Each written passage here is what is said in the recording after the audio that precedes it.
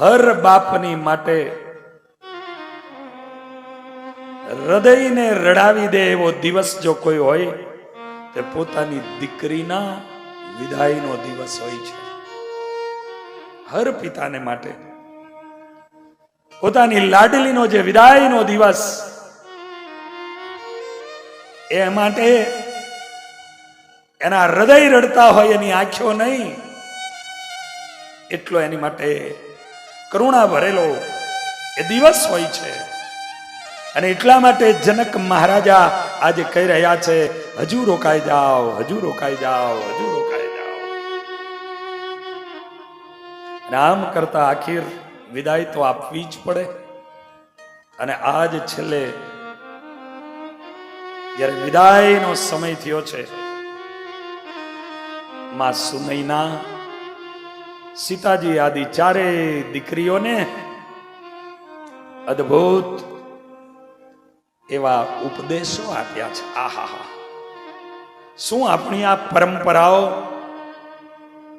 ખુદ માં, હું એટલે ઘણી વાર મારી કથાઓમાં અનેક અનુભવો પછી કહું છું, અનેક અનુભવો પછી, કે અનેક પ્રકારના પ્રશ્નો જે અમારી પાસે આવતા હોય અને એના અનુભવ પછી બોલું છું કે જે આંગણે દીકરીની માં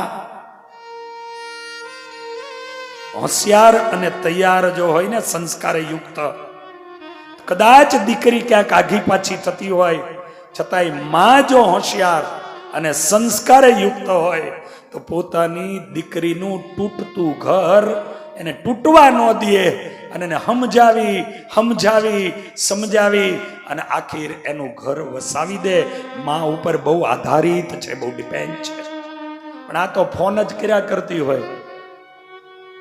આ બાજુ તો બધું સારું છે,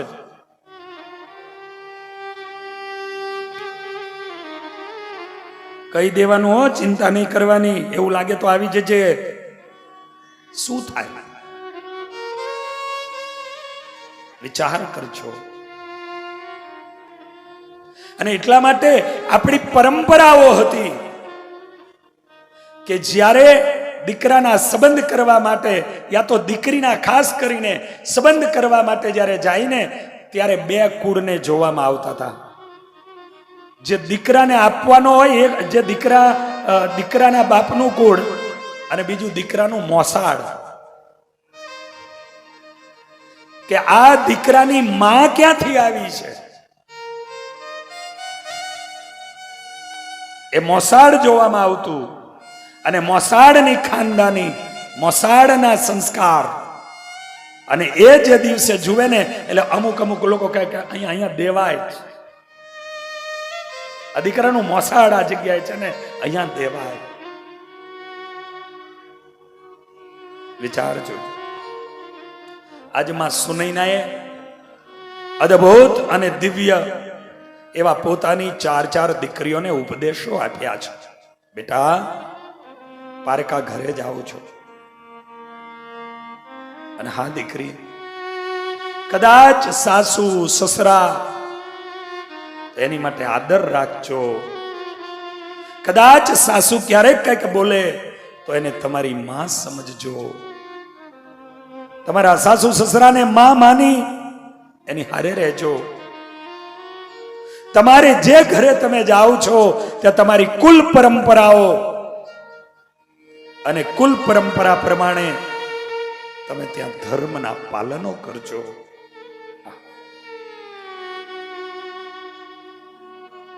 ખરેખર બહુ જરૂરી છે. અને એ જ્યારે માએ આ પ્રમાણે ઉપદેશો આપ્યા છે, ચારે દીકરીઓ જનક મહારાજા અને કુશધ્વજજીને પ્રણામ કરવા માટે જાય. આજે જનકજી પોતાની લાડલી દીકરીને આજે ભેટી રેડ્યા છે.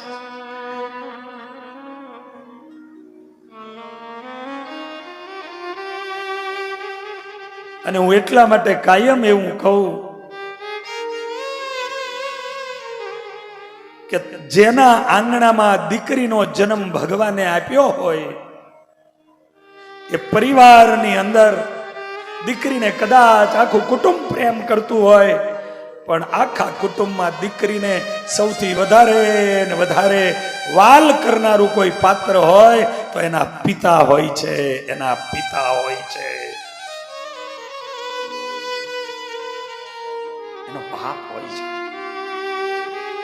પણ પુરુષનું હૈયું છે ને એટલે બતાવી નથી શકતો, કહી નથી શકતો. બાકી દીકરીને સૌથી વધારે વાલ કરનાર જો કોઈ આખા ઘરમાં પાત્ર હોય તો એનો બાપ હોય છે.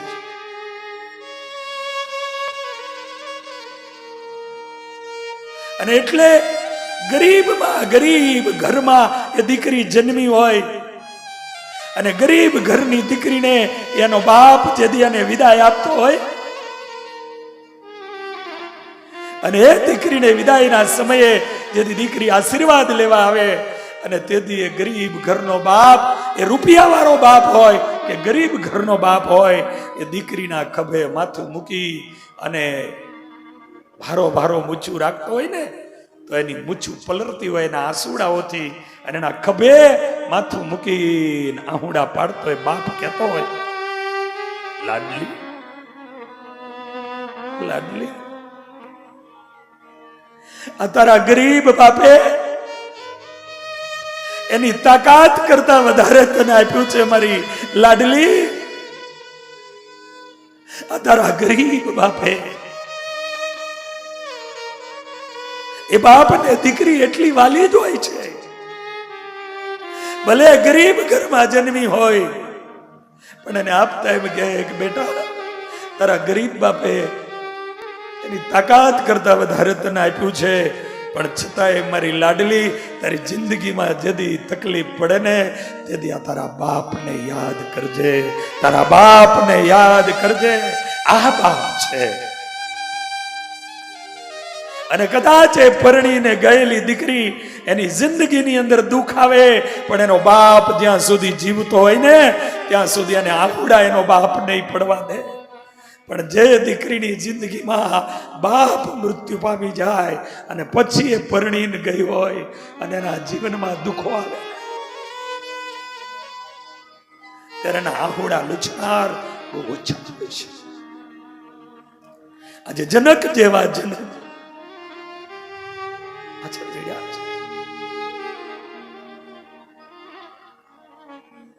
બાપ અને દીકરી એનો નાતો કોઈ અલૌકિક હોય છે, કોઈ અલૌકિક હોય છે.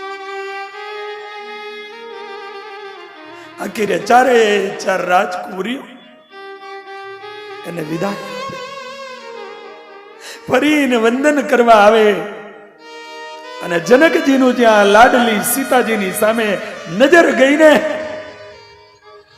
અને જનકજીથી હિબકું ભરાઈ ગયું. એક નંબર વેદાંતી. એ જનકજીની માટે એવું કહેવાય કે એક હાથ પોતાની પત્ની રાણી સુનૈના ઉપર હોય અને એક હાથ અગ્નિની ઉપર હોય છતાં એને બે સમાન લાગે. આ જનક શું એનું જ્ઞાન છે?